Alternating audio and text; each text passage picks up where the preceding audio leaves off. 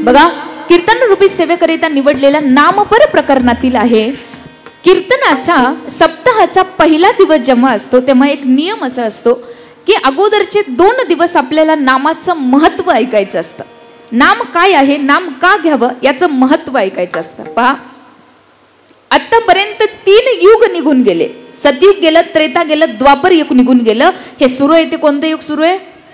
कलियुग सुरू आहे. पहा, कीर्तनामध्ये थोडं थोडं माझ्याशी बोलत चला बरं का, काही हरकत नाही. बोललात तरीही घरी बोलतातच की तसं माझ्याशी बोला. नवीन नाही, मी तुमच्या गावचीच आहे, समजान बोला.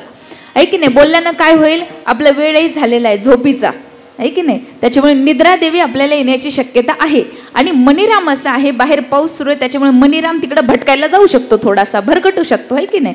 मग आपल्याकडे साधन हे आहे की मणिराम भरकटायला बाहेर कुठे जाऊ नये, निद्रा देवी इथे आपल्यामध्ये येऊन बसू नये, त्याकरिता साधं बोलायचं, आहे की नाही? नाहीतर नाही बोलले, नुसते टकाटका बघत बसले तर असं आहे. बघा, एका गावामध्ये गेले ते कीर्तनाला, मी एक आजी समोर बसल्या होत्या, हलत डुलत नव्हत्या, काही नाही, एकटक माझ्याकडे बघत होत्या. कीर्तन संपल्यावर मी आजीला म्हणलं, आजी काय लक्ष देऊन कीर्तन ऐकलं, हल्ल्याने डुल्ल्याने, एकटक माझ्याकडे उगा. त्या म्हणल्या, ओ तुम्हाला काय सांगू ताई, तुम्हाला जरा गैरसमज झालाय बघा.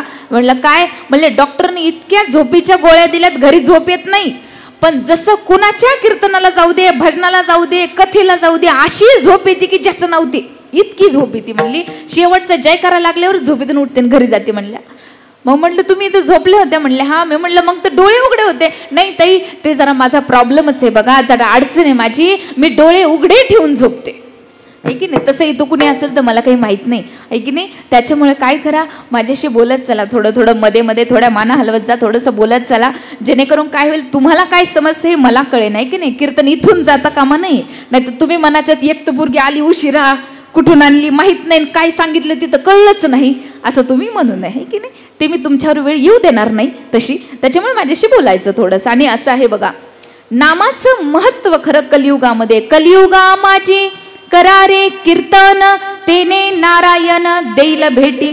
सांगतात कलियुगामध्ये आल्याच्या नंतर नाम आणि नामाने पुण्य भेटवणं सगळ्यात सोपं आहे.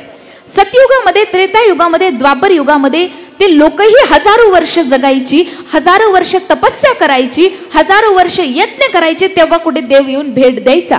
परंतु कलियुगामध्ये आपलं एवढं सोपं आहे, एवढं सोपं आहे, कीर्तन करा, भजन करा, देवाचं नाव घ्या आणि लगेच पुण्य भेटून जात आहे तुम्हाला. एवढं सोपं नाम आहे. त्याच्यामुळे नाम घेणं महत्वाचं आहे. हे नाम 7 दिवस का घ्यावं बरं, याच्या मागे कारण आहे बरं का. प्रत्येक ठिकाणी 7 हा अंक महत्वाचा आहे. आणि वर्षामध्ये आपल्याकडे एकच सप्ताह होतो का, की आणखी होतात 1-2? एकच होतो ना. मग या 7 दिवसामध्ये नामाचं एवढं भरण करायचं आहे, एवढं भरून ठेवायचं असतं नाम गड्यामध्ये, की ते वर्षभर कामाला यावं, आहे की नाही? एवढं चित्त देऊन, एवढं लक्ष देऊन कीर्तन श्रवण करायचं असतं. आणि कीर्तन चांग होई अंग, भक्ती रूप सांगतात किंवा हरिरूप. कीर्तन एवढं महत्वाचं आहे, एवढं महत्वाचं आहे, कीर्तनातील नाम एवढं महत्वाचं आहे.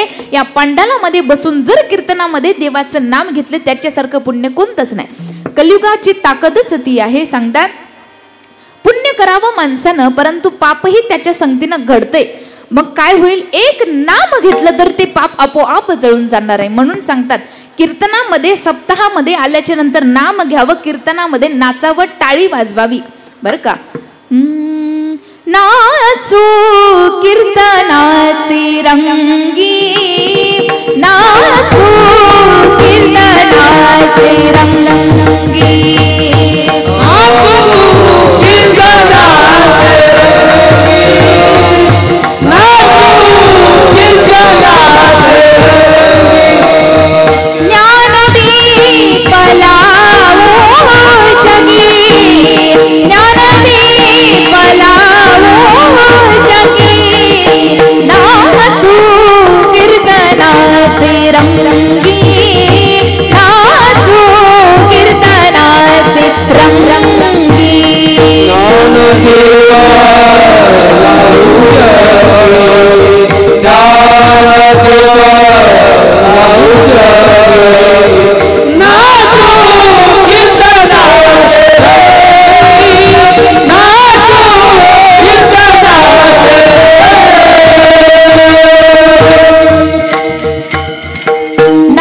कीर्तनाचे रंगी ज्ञानदीप, लावूजकी. बघा कीर्तनामध्ये आल्याच्या नंतर नाम जेवढं भरभरून घ्यावं तेवढं कमी आहे बरं का. त्याच्यामुळे सांगितलं मी नाम घ्यायचं आहे, कीर्तन आपल्याला समजावं त्याकरिता फक्त माझ्याशी बोलायचं आणि शेजारनीशी बोलायचं नाही.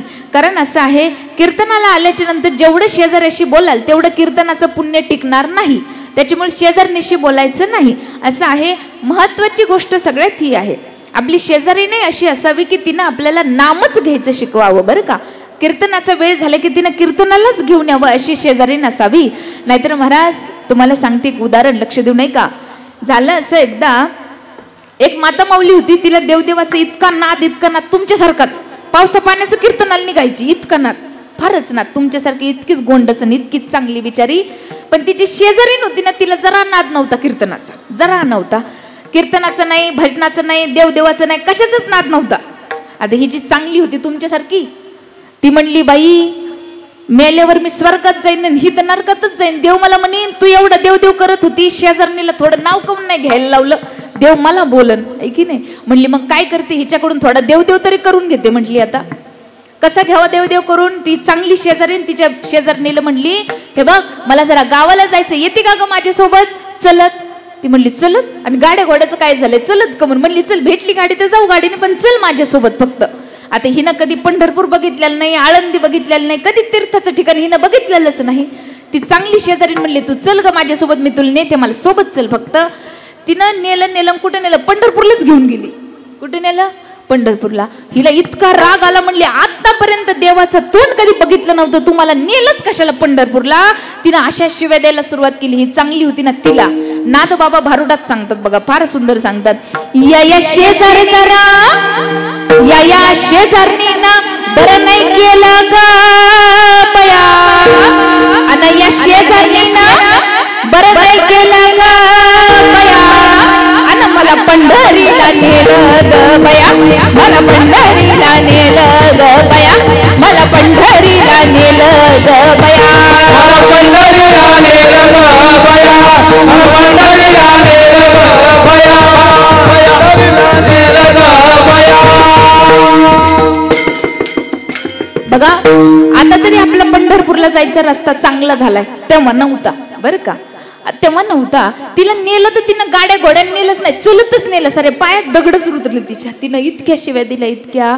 म्हणली बाई आतापर्यंत कधी त्या पांडुरंगाचं तोंड नाही बघितलं, तू दाखिलं तर दाखिलं पायाचे हाल बघ.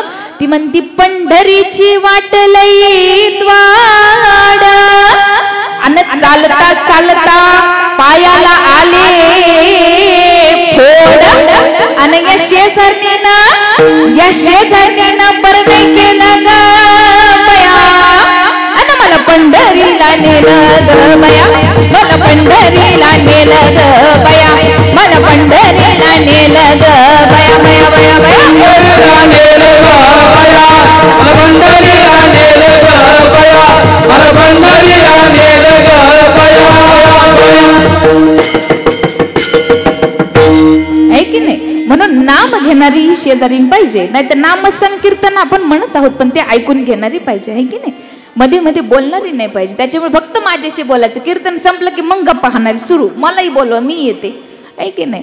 असं आहे. त्याच्यामुळे म्हणतात बघा नाम घेणं महत्वाचं आहे. या कीर्तनाच्या माध्यमातून ते नाम घ्यावं. आणि म्हणतात महाराज आम्ही नाम घ्यायला तयार आहेत, पण नाम घेऊन आमचं असं होणार काय, आम्ही नाम का घ्यावं बरं. अभंगाचं प्रथम चरण. नाम संकीर्तन नाम संकीर्तन नाम संकीर्तन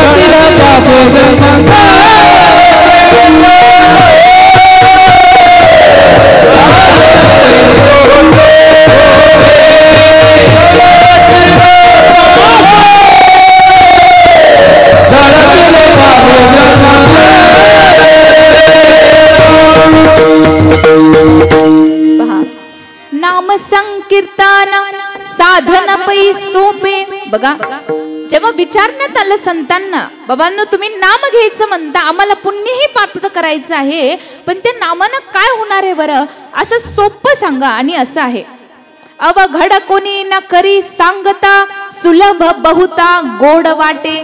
आहे की नाही? कलियुगाचं असं एक सिद्धांत आहे की जे सोपं असेल ते आम्हाला सांगा, अवघड आम्हाला सांगायचं नाही. त्याच्यामुळे 3 युगामध्ये ज्या सगळ्यात अवघड गोष्टी होत्या, कोणत्या? देवाला प्राप्त करून घ्यायचं, नामानं पुण्य भेटून घ्यायचं, हे अवघड होतं, ते या जन्मात सगळ्यात सोपं आहे. किती? साधन पै सोपे. बघा, कलियुगातील जीव अशी आहे तितके स्वार्थी आहे, स्वार्थाशिवाय काहीच आपण करत नाही.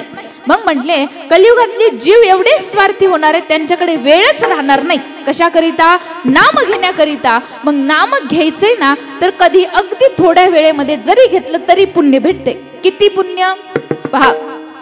एक फार छान दृष्टांत सांगतात. एक अजामेळ नावाचा ब्राह्मण होता. बघा, काय नाव होतं त्याचं? अजामेळ. बरं का, त्याचं नाव ब्राह्मण होतं, अजामेळ होता, ब्राह्मण होता. परंतु सांगतात त्याला चोरीचा नाद लागला, वाईट गोष्टींचा, अधर्माचा नाद लागला. सांगतात अधर्माचा नाद लागला. एकदा त्याच्या घरी काही संत आले. बरं का, संत आले आणि संत आल्याच्या नंतर संतांना छान जेवण वगैरे खाऊ घातलं. जाणार संत म्हणले, महाराज अहो एवढं तुम्ही छान पाहुणचार आमचा केला, जाता जाता काहीतरी भिक्षा तर द्या आम्हाला, काहीतरी दीक्षा झोळीत टाका आमच्या. तो अजामेळ म्हणला, मी सगळ्याच्या घरी चोऱ्या करतोय, तुम्हाला कुठून भिक्षा देऊ? तुमच्या अंगावरचे कपडे ठेवले तेच खूप आहे, तुम्हाला काही दीक्षा भेटणार नाही.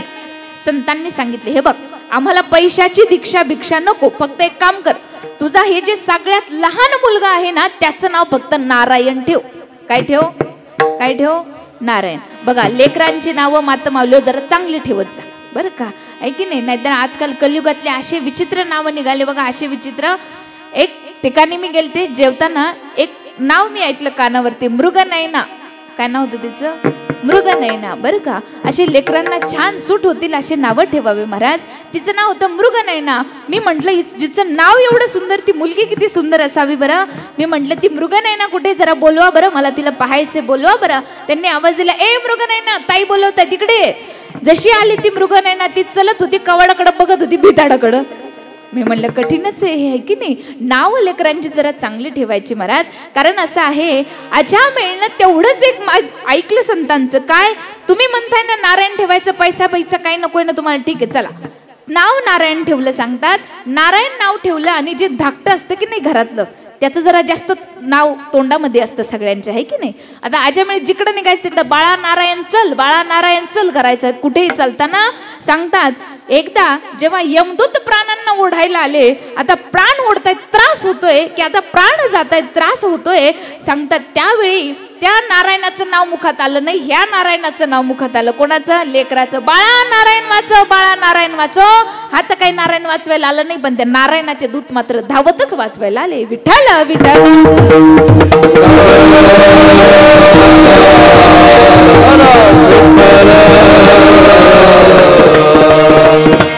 बघा, पहिल्या माता माऊल्यांची लेकरांचीही नावं चांगली चांगली देवांची असायची, आहे की नाही? परंतु आता ते देवांची नावं थोडी लुप्त पावायला लागली.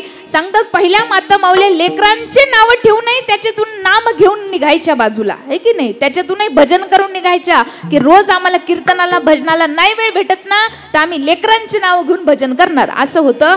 पहिल्या माता माऊल्या लेकरांचे नाव देवाची ठेवायची. साध्या ओव्या म्हणताना देवाच्या नावाच्या ओव्या म्हणायची, आहे की नाही? काय सुंदर ओव्या म्हणायची. तुम्ही म्हणता की नाही ओव्या? आहे की नाही? खेड्यापाड्यामध्ये अजूनही आहेत बरं ओव्या. आमच्या शहराने नाही, आमच्या शहराने जाते नाही, ओव्या नाही, काहीच नाही. परंतु शहरामध्ये ती संस्कृती तरी टिकून आहे महाराज. काय सुंदर माझी जनाई मुक्ताई ओव्या म्हणायची हो जात्यावरती, की माझ्या देवाला वाटायचं की या ओव्या म्हणतायत ना, मीही यावं यांच्यासोबत दळू लागायला, आहे की नाही? मुक्ताईला जनाईला दळू लागायला देव यायचा, आहे की नाही? ओव्या म्हणायच्या त्या. विठ्ठल माझा पिता, विठ्ठल माझा पिता. जातेवर दळायच्या, देवाला वाटायचं आपणही चला यांना दळू लागायला. देव यायचा आणि यांच्याच मागे म्हणायचा, विठ्ठल माझा पिता, विठ्ठल माझा पिता. या म्हणायच्या, रुखमाई माझी माता, रखुमाई माझी माता. देवही म्हणायला लागायचे, रखुमाई माझी माता. या म्हणायचे, देवा थांबा जरा, रखुमाई तुमची माता नाही, फक्त आमची माता आहे.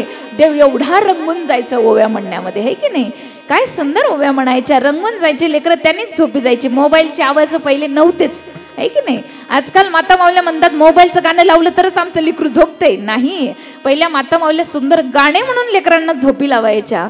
निंबोनीच्या झाडा मागे चंद्र झोपला ग बाई, निंबोनीच्या झाडा मागे चंद्र झोपला ग बाई, आज माझ्या पाडसाला झोप का ग येत नाही, निंबोनीच्या झाडा मागे चंद्र झोपला ग बाई. आहे की नाही.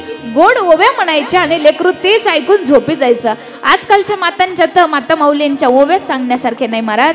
एका गावात गेले मुक्कामाला आणि ती माता माऊली तिच्या नवऱ्याच्या नावाची ओव्या म्हणत होती. तुम्ही म्हणता की नाही, आहे की नाही. माता माऊलींचे नावं ऐकण्यासारखी असतात, आहे की नाही. नावं आणि ओव्या नाही राहिल्या आजकाल, पण नावं फार सुंदर सुंदर घेतात माता माऊल्या काही काही बरं का. ती माता माऊली ओवी म्हणत होती. जात्यावरतीचं जे असतं ना त्याला काय म्हणतात तुमच्याकडे? आमच्याकडे खुट्टा म्हणतात, तुमच्याकडे? हा जमते, काय हरकत नाही. माझं आष्टी तुमच्यापासून काही लांब नाहीये जास्त. हा चला, बीडला जरी राहिलं असलं तरी गाव आष्टीचं आहे माझं. ती एवढी सुंदर ओवी म्हणत होती नवऱ्याच्या नावाची. तुम्ही ऐका बरं का माता माऊली, लिहून घ्या वाटलं असलं तुम्हाला. भारी आहे तुमच्या नवऱ्याच्या नावाने म्हणायला, आहे की नाही. ती फार छान म्हणत होती. रामाच्या ग पाऱ्यामंदी, ऐकताय ना, रामाच्या ग पाऱ्यामंदी जात वाज वांगा वांगा, आणि जात वाज वांगा वांगा, उठर गोदाड्यातल्या स्वांगा. विठ्ठल विठ्ठल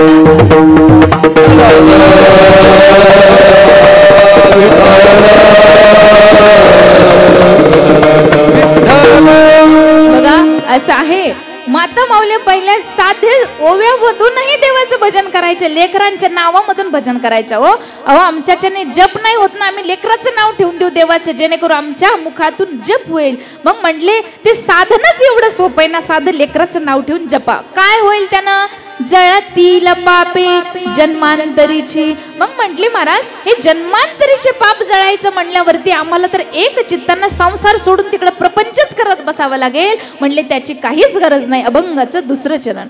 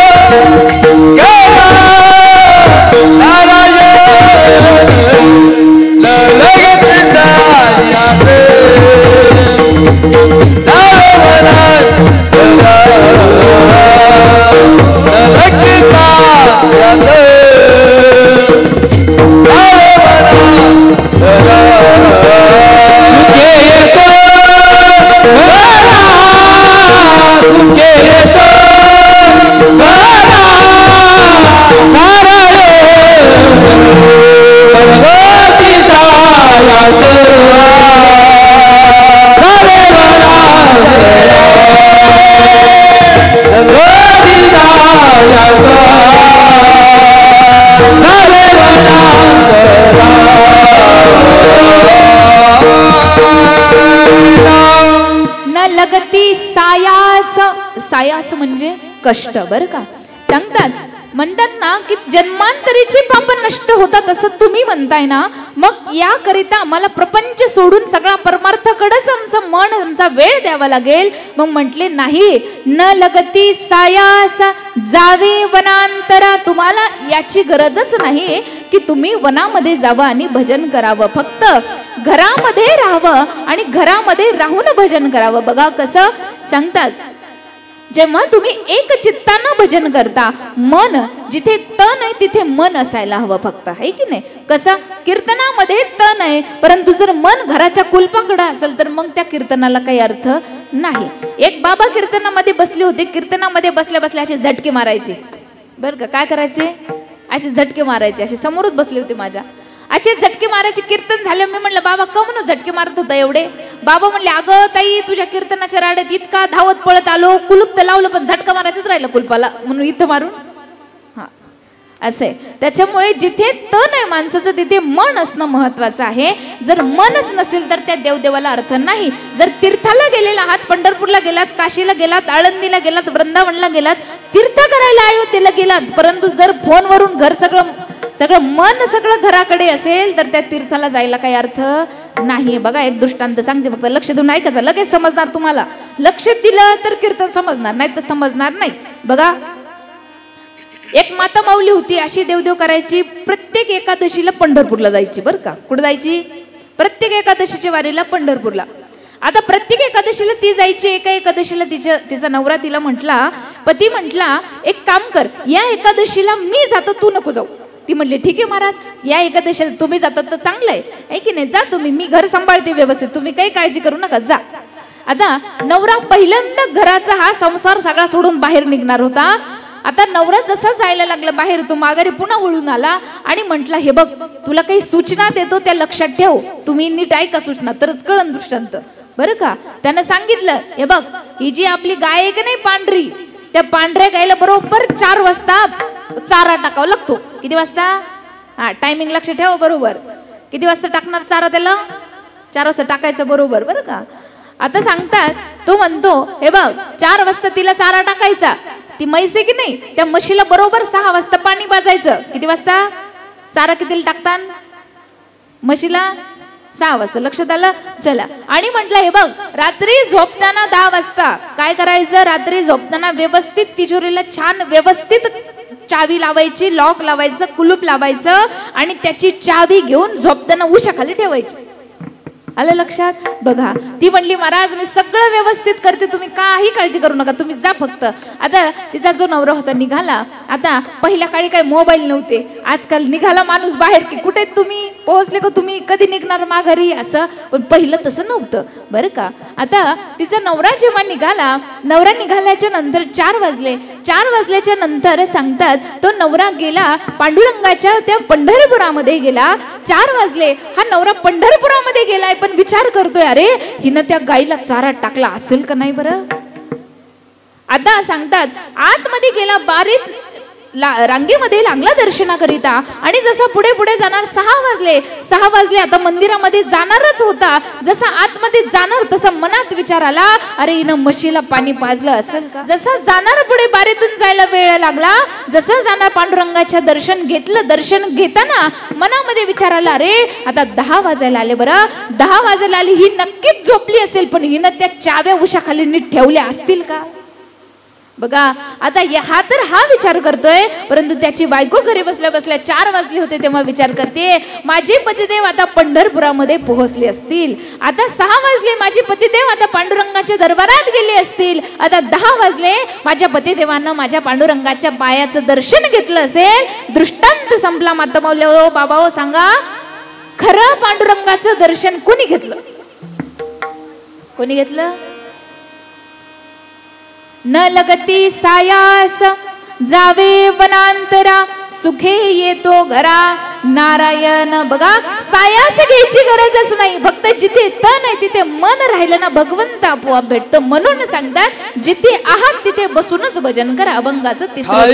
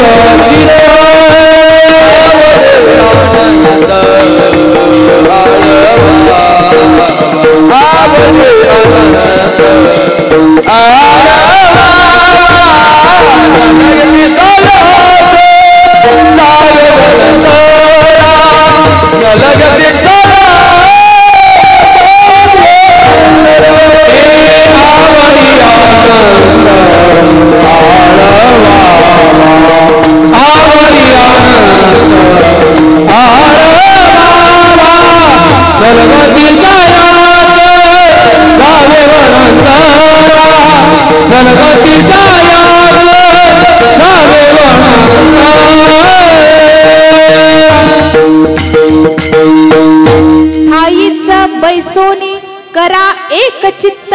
सांगतात जागेच बसा. कुठे?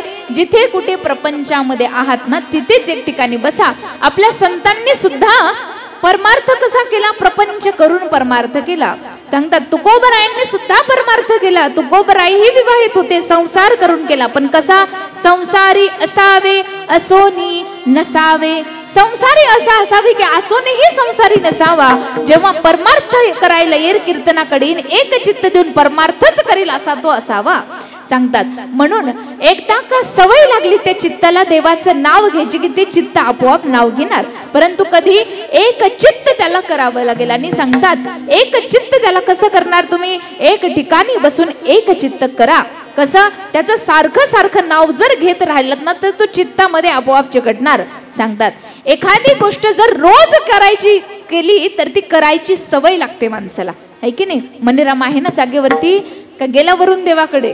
आहे की नाही? वरुण देवाकडे लक्षच देऊ नका आणखी 10-15 मिनिट, आहे की नाही?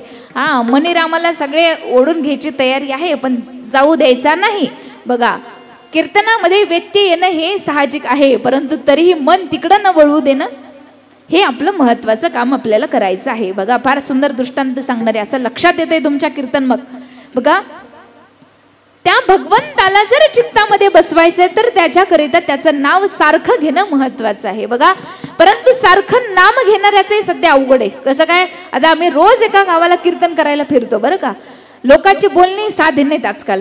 लोक सरळ बोलता बोलता बोलून जातात. आम्ही रोज कीर्तनाला निघले की एकदा कीर्तनाला तयार होऊन निघले बाहेर. जशी बाहेर निघले एक माणूस आला तयार झालेली दिसली त्याला. तो म्हणला काय ते कुठे आज खेळ?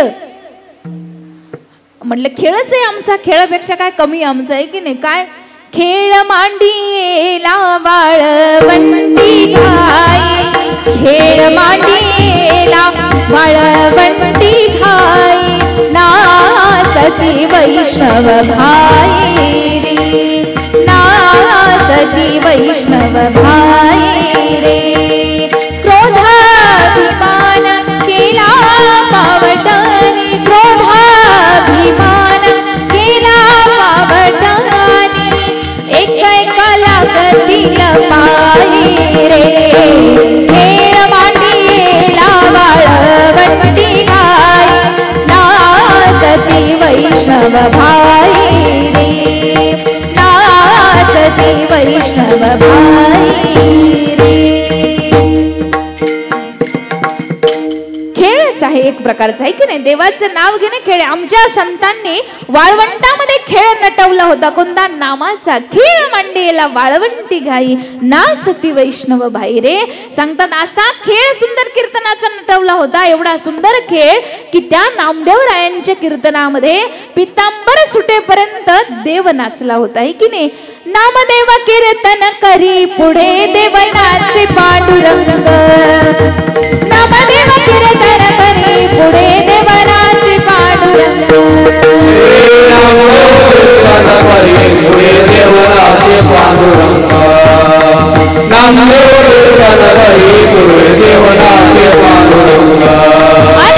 जनी म्हणे नाम देवा बोला भक्ता, जनी म्हणे नाम देवा बोला भाग, नामदेव कीर्तन करी पुढे देवनाचे पांडुरंग, नामदेव कीर्तन करी पुढे देवनाचे पांडुरंग. नाम देवा बोला भंग, जनी म्हणे नाम देवा बोला भंग, नामदेव कीर्तन करी पुढे देवनाचे पांडुरंग, नामदेव कीर्तन करी पुढे देवनाचे पांडुरंग. सांगतात ते कीर्तन एवढं देवाला आवडलेलं होतं वाळवंटातला तो खेळ की देवही नाचला होता, एवढा तो आनंद त्याचा होता. मग म्हणतात त्या देवाला संतांनी कसं बरं आळवलं होतं?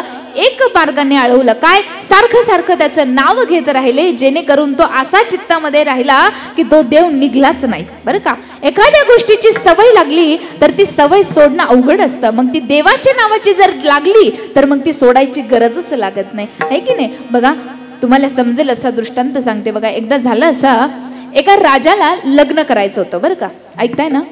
लक्ष आहे ना? झोपल्या की काय मधल्या आहेत ना सगळ्या? झोपू नका बरं. बघा, एका राजाला लग्न करायचं होतं. लग्न करायचं पण सुंदर बायको भेटली पाहिजे ही त्याची इच्छा होती. सुंदर पाहिजे म्हणला. मी जर राजा तर माझी बायको ही छान राणी कशी पाहिजे? सगळ्या आमच्या राज्यात एवढी सुंदर नाही, एवढी सुंदर राणी पाहिजे.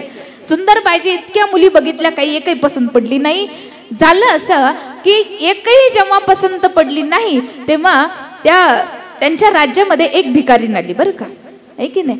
ती आली आणि ती आल्याच्या नंतर तिचं एक काम असं होतं की ती सुया पोत असं विकायचे, आहे की नाही? सुया घे पोत घे, आहे की नाही? असं विकायचे. बरं, तुम्ही म्हणता हिला कसं येतंय? सगळं शिकून ठेवावं लागतंय असं आहे बरं.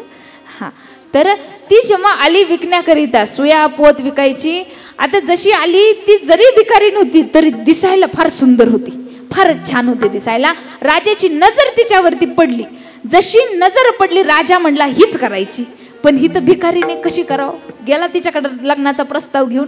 जसा गेला प्रस्ताव घेऊन, गेल्याच्या नंतर म्हणला मला तुझ्याशी लग्न करायचंय. ती म्हणली चला, रोज दारू मला खाण्यापेक्षा याच्या घरी चांगलं पाची पकवानाचं तरी खाता येईल ना, ठीक करा लग्न. केलं. सुंदर असा लग्न विवाह पार पडला. आता जसा विवाह पार पडला, आता जेव्हा ती दारामध्ये सोया पोत विकायला जायची, तिला जेव्हा खायला प्यायला द्यायचे, काही ताजं देत नाहीत आपल्याकडे, आहे की नाही? काय देतात? शिळे पाके तुकडे बिकडे, आहे की नाही? हा, चपातीचे भाकरीचे तुकडे खायची सवय तिला. आता सवयीचा भाग सांगते बघा बरं, लक्ष दे, नाही का? मुद्दा सोडायचा नाही बघा. दिलं. आता लग्न सुंदर झालं. लग्न झाल्याच्या नंतर जेव्हा नवी नवरी घरामध्ये येते तेव्हा माता माऊल्यांचा एक सगळ्याचा हट्ट असतो, काय? बाई नाव घे, आहे की नाही? हा, मग सगळ्या माता माऊल्या सगळ्या पुरी बारी जमल्या आणि जमून म्हणल्या काय करा, राजाची नवीन राणी आली की नाही, आपण सगळ्या जणी तिच्याकडे जाऊन तिला जरा नाव घ्यायला सांगू बरं. आता सगळ्या जणी सोबत जमल्या आणि सगळ्या जमल्याच्या नंतर आल्या राणी साहेबाकडे. राणी साहेब नाव घ्या बरं. राणी म्हणली मला कशाचं नाव घेता येते? भिकारीन राहिली ती, तिला कशाचं नाव माहिती. आता म्हणली काय नाव घेऊ बघा. तिला अशी भाकर तुकड्याची तलब व्हायची. रोज पाची पकवानाचं जेवण तिला खायला यायचं, रोज पाची पकवानाचं. पण तिचं पोटच भरत नव्हतं, मन तर भरतच नव्हतं. आता ती म्हणली काय नाव घेऊ बाई, काय घेऊ? ते म्हणले घ्या. त्या राजाचं नाव होतं हरिश्चंद्र राजा बरं का. काय नाव होतं? हरिश्चंद्र राजा. ती म्हणली, सगळ्यांनी आग्रह केला, म्हणले चला घेतेच बरं नाव, आता घेऊ का नाव? घेऊ. हा, तुम्ही म्हणता हिचं ना झालं ना गेलं ना, आम्हाला तरी काय शिकिती, तो पुढचं घेऊन दाखवू आम्ही, ऐक ना, असं म्हणतात ना तुम्ही. पण तिनं जे घेतलं ते सांगते बरं, आपल्याला काही येत नाही. तिनं नाव घेतलं फार सुंदर, पांढऱ्या दुधाची मऊ साय. लक्ष देऊन ऐका बरं. पांढऱ्या दुधाची मऊ साय. हरिश्चंद्राचं नाव घेते, भाकर तुकडा वाढ ग माय. विठ्ठल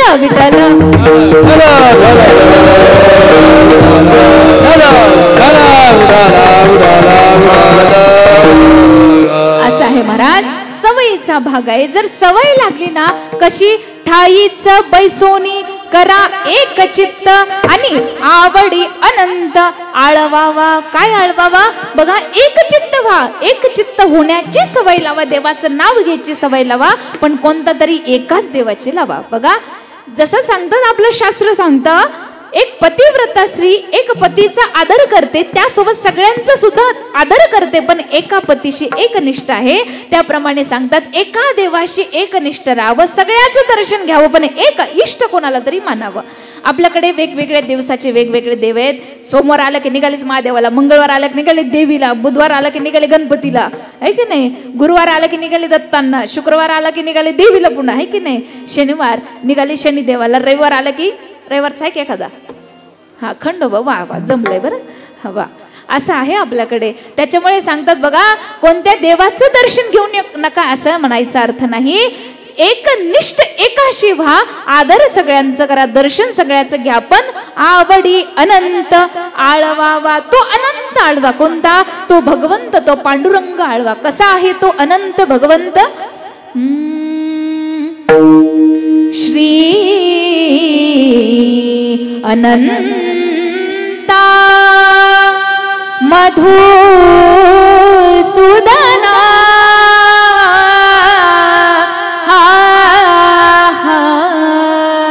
श्री अनंता मधुसूदना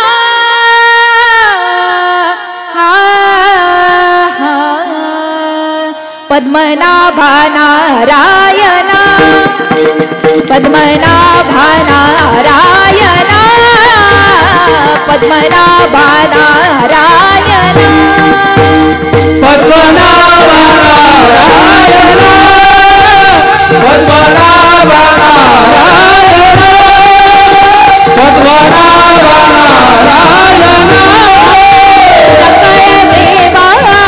नारायणा सकळ देवादी देवा कृपाळू माझी केशवा महानंदा महानुभावा सदाशिवा सहस्रूपा पद्मनाभा नारायणा पद्मनाभा नारायणा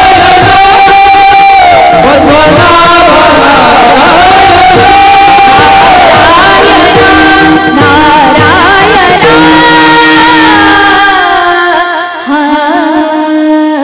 एवढा सुंदर देव आहे. कसा आहे तो?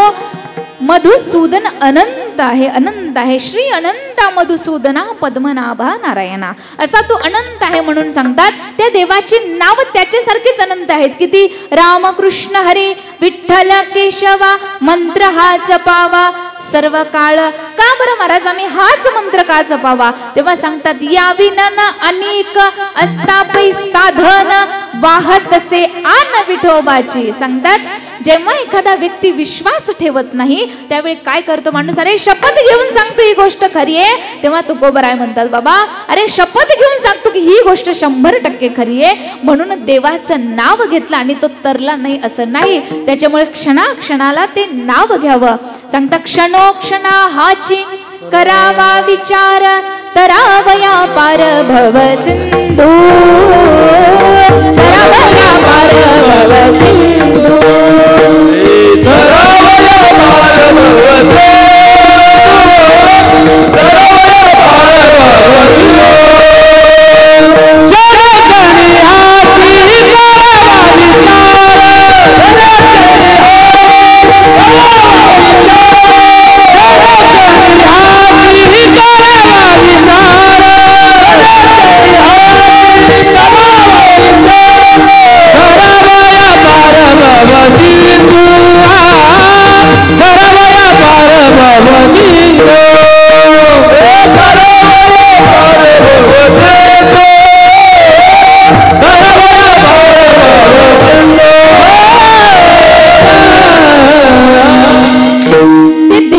नाव असे म्हणून ते घ्यावं बरं. कधी?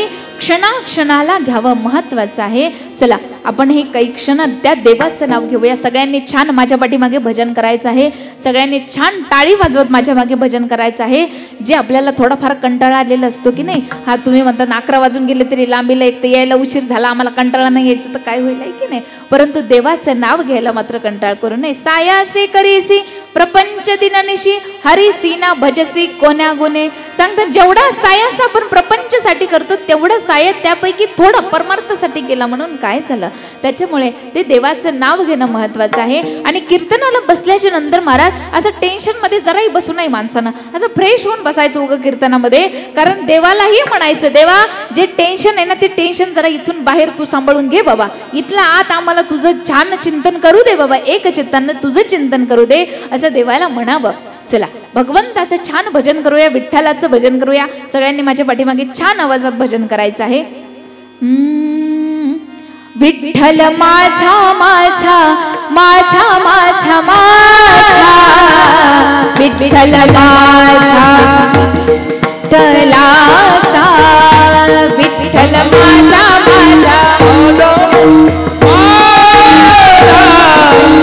माझा मी विठ्ठलाचा. भजन करताना मला आवाज यावा सगळ्यांचा. सगळ्यांनी प्रेमाने मोठ्याने छान भजन करायचं आहे. आवाज यावा, टाळी वाजवा सुंदर असं. विठ्ठल माझा माझा माझा माझा माझा विठ्ठल माझा मी विठ्ठलाचा. विठ्ठल माझा माझा माझा माझा माझा तर माझा मी विठ्ठलाचा. सगळ्यांचा आवाज यावा, सगळ्यांनी हात वर करून टाळी वाजवा प्रेमाने छान एक टाळी सगळ्यांनी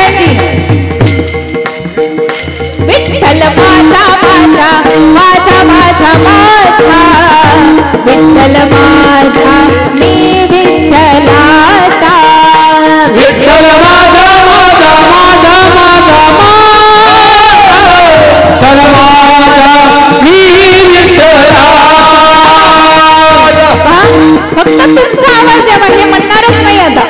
सगळे तुम्ही छान माझ्या पाठीमागे. विठ्ठल माझा माझा माझा माझा माझा, विठ्ठल माझा मी विठ्ठलाचा. विठ्ठल माझा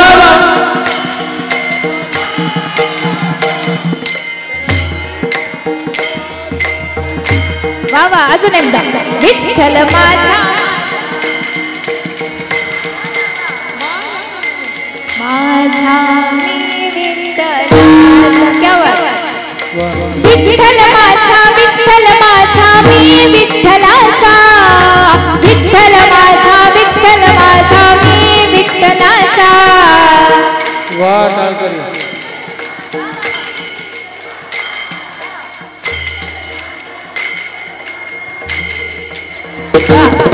विठ्ठल माझा विठ्ठल माझा मी विठ्ठलाचा, विठ्ठल माझा विठ्ठल माझा मी विठ्ठलाचा. वा वा, मोठे.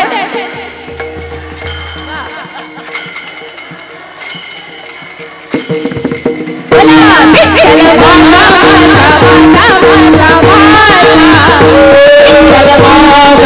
विठ्ठल माझा मी विठ्ठलाचा. विठ्ठल माझा माझा माझा माझा विठ्ठल माझा मी विठ्ठलाचा. विठ्ठल माझा माझा माझा माझा माझा, विठ्ठल माझा मी विठ्ठलाचा. विठ्ठल माझा माझा माझा माझा विठ्ठल माझा मी विठ्ठलाचा. विठ्ठल माझा माझा माझा माझा विठ्ठल माझा मी विठ्ठलाचा. विठ्ठला.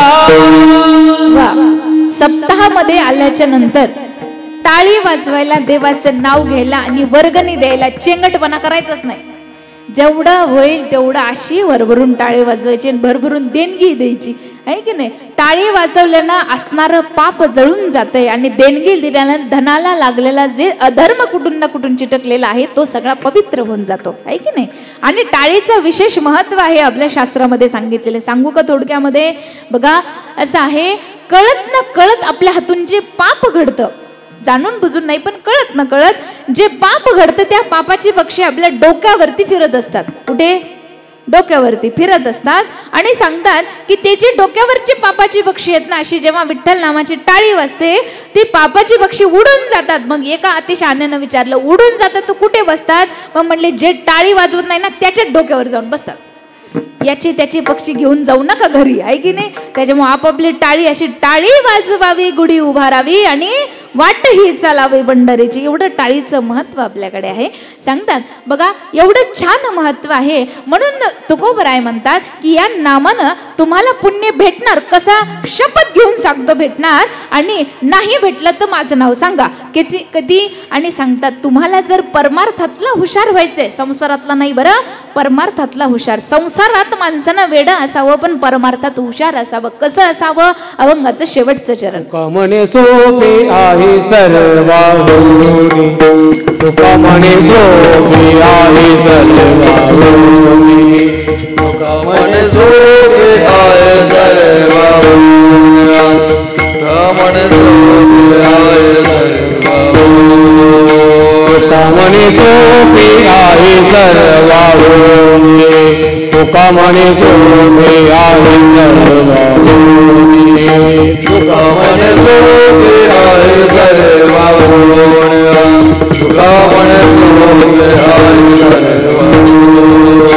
चाना तो धनी तो येते, चाना तो धनी ते तो येते, नलवती सायास गावी वाना, नलवती सायास गावी वाना.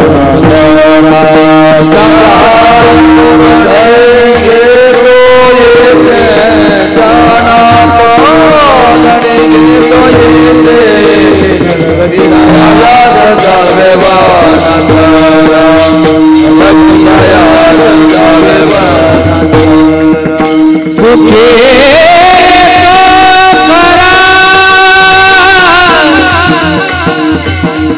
नारायण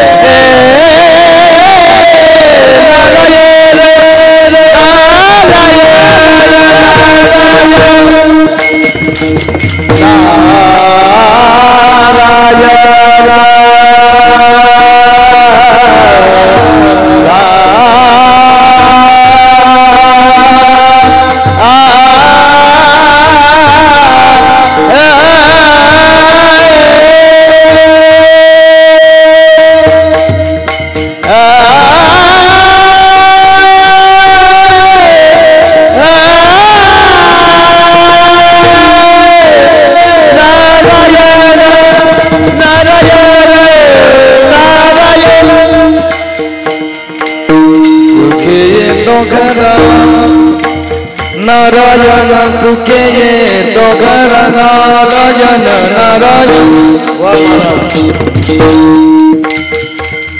रे रे रे नारायण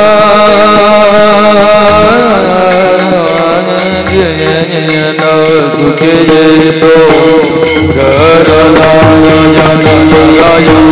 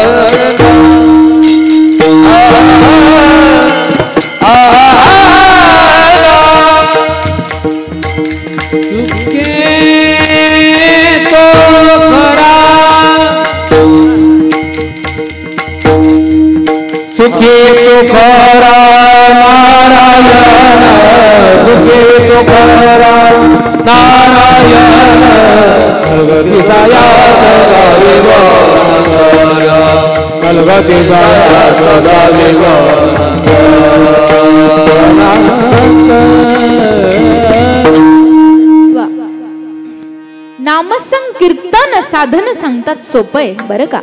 पहिल्या चरणात जसं सांगितलं नामसंकीर्तन सोपं आहे. मग विचारतात की त्यासाठी वनामध्ये जावं लागेल. नाही, न लगती सायास जावे वनांतरा. मग कसं होईल?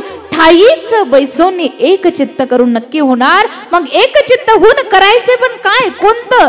राम कृष्ण हरी विठ्ठल केशवा मंत्र हा जपावा सर्व काळ. मग महाराज तुम्ही सांगताय हा मंत्र जपा, पण यानं नक्की होईल का? शंका आहे. नाही, शंका धरूच नका. का? कारण याविन न अनेक अस्तापै साधन. याशिवाय दुसरं साधनच नाही. कसं काय? वाहत असे अन विठोबाची. देवाची शपथ घेऊन सांगतो याशिवाय दुसरं काही तुम्हाला साधनच नाही. म्हणून म्हणतात काय?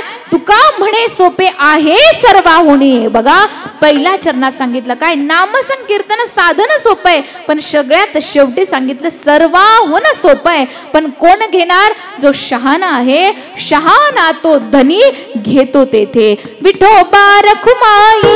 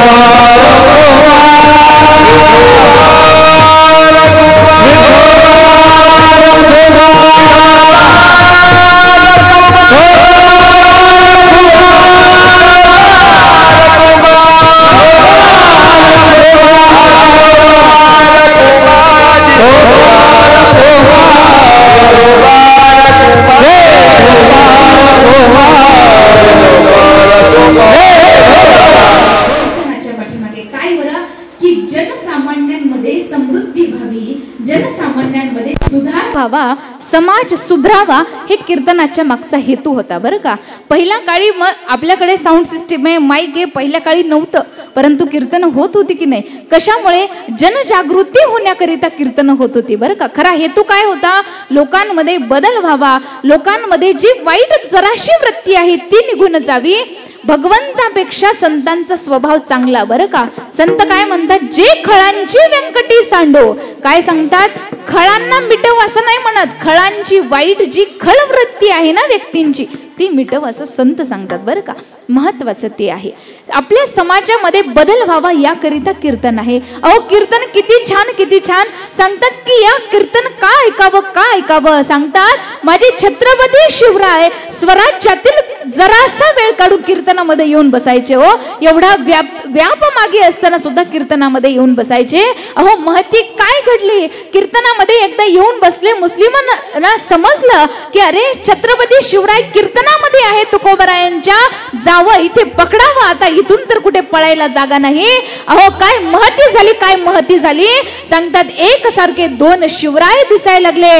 दुसरा शिवराय आला कुठून? सांगतात माझ्या पांडुरंग परमात्म्यानेच शिवरायाचं रूप धारण केला होता आणि आला होता. जेव्हा दुश्मनांनी पाहिलं की अरे शिवराय तिकडे पळाले, अरे शिवाजी, अरे पकडो शिवाजी को, पकडो शिवाजी को, जेव्हा सगळे मागे धावायला लागले, सांगतात लांब पर्यंत धावत गेले, धावत गेला.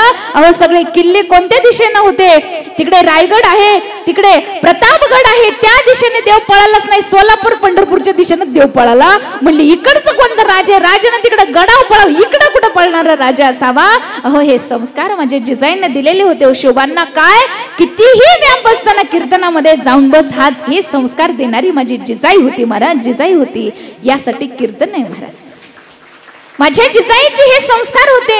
अहो एक छत्रपती शिवराय घडले, एक छत्रपती शिवराय घडले आणि ते असे घडले जेव्हा माझ्या जिजाईला पुत्र पाहिजे होता ना, तेव्हा जगदंबा मातेकडे मागितलं होतं. अहो आजचा काळ साधा आपल्याला दिसतो, तेव्हाच नव्हता. 350 वर्षांचा पूर्वीचा काळ तुम्ही आठवा. अहो साधारण काळ नव्हता. आदिलशाही, निजामशाही, कुतुबशाहीचा काळ एवढा भयानक होता की स्त्रियांची अब्रू सरे आम लुटली जात होती. एवढंच नाही, पोटातल्या लेकरांना पोटातच मारलं जात होतं, शेतकऱ्यांची शेत उजाडली जात होती. अशी परिस्थिती त्या काळामध्ये होती. आणि त्यावेळी माझ्या जिजाईनं त्या जगदंबा मातेला साकडं घातलं होतं. जगदंबे असा पुत्र माझ्या उदरी जन्माला दे जगदंबे, की ज्यानं त्याचा स्वतःचा नाही माझ्या सगळ्या संसाराचा, स्वराज्याचा संसार करावा असा पुत्र माझ्या उदरी जन्माला दे जगदंबे मागितलं होतं. आणि तेव्हा माझे शिवराय त्या शिवनेरीवर जन्मले महाराज. शिवनेरीवर शिव जन्मला, राजांचा अधिपती, राजांचा अधिपती. शिवबांचे मावळे आम्हाला काय कुणाची भीती, काय कुणाची भीती. आणि म्हणूनच दैवत छत्रपती नामचं, दैवत छत्रपती, दैवत छत्रपती नामचं, दैवत छत्रपती, दैवत छत्रपती, दैवत छत्रपती, दैवत छत्रपती, दैवत छत्रपती.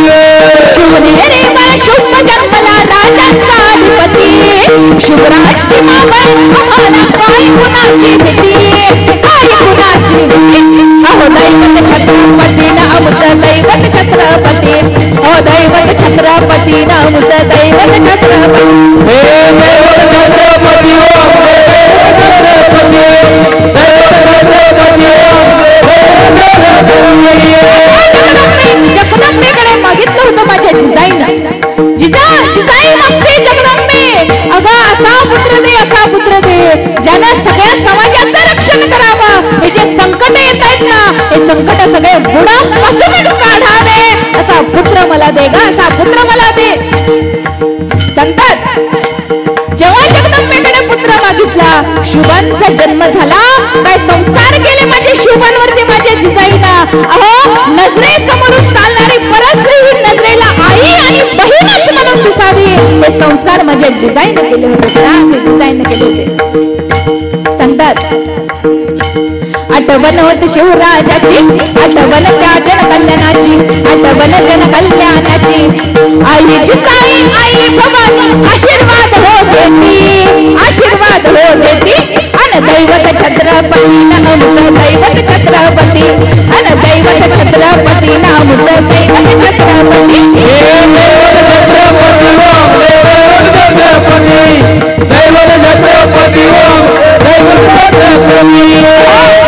माझ्या जिजाईने ते संस्कार केले आणि फक्त 16 वर्षांच्या वयामध्ये माझ्या शिवरायांनी स्वराज्याची शपथ घेतली. स्वराज्याची तोरणा पहिलं तोरण माझ्या शिवरायांनी बांधलं आणि स्वराज्य करायला सुरुवात केली. एवढं स्वराज्य केलं. आज ते संस्कार आज हे संस्कार आपल्या वृत्तीमध्ये यावे याकरिता ते चरित्र घडलं महाराज. लोक म्हणतात तुम्ही छत्रपती शिवरायांचे एवढं का करता, ते काही देव आहेत का देव? पण आम्ही सांगतो जर तो देव नसता तर आज मंदिरामध्ये आम्हाला देव दिसला नसता. म्हणून आमच्यासाठी शिवराय देवच आहेत महाराज, देवच आहे. म्हणून म्हणतात शिवनेरी पर शुभ जन्मला राजांचा अधिपती राजांचा अधिपती अन दैवत छत्रपती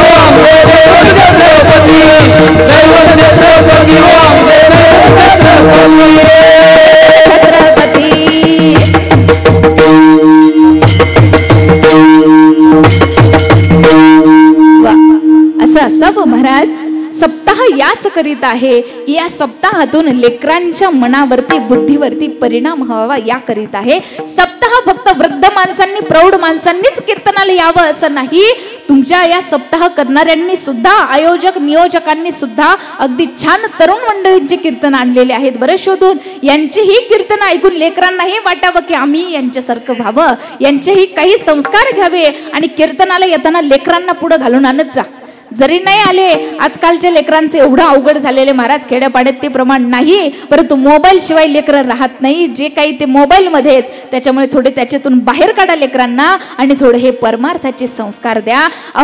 कीर्तन ऐकावं, देवाचं नाव घ्यावं, हे सगळ्यात जास्त महत्वाचं आहे. कशामुळे आज आपण म्हणतो लेकरं देवदेवाला लागली तर अभ्यास कुणी करायचा शाळेचा, परंतु सांगते महाराज अभ्यास जितकाही लेकरांना शिकवा, मोठ्या इंग्लिश स्कूलमध्ये शाळेमध्ये घाला, लेकराला कलेक्टर बनवा, परंतु लेकराला हेही संस्कार तेवढेच द्या की त्या कलेक्टरच्या खुर्चीवरून उतरून जेव्हा तुमचं लेकरू खाली येईल तेव्हा आई वडिलांना विठ्ठल आणि रखमाई देव समजून त्यांचं दर्शन घेईल, पाया पडेल, एवढं तरी संस्कार त्याला द्या. आणि हे संस्कार शाळेमध्ये नाही, ते या मंडपामध्ये आहे. त्याच्यामुळे हे कीर्तन महत्वाचं आहे. ज्ञानेश्वरा माऊली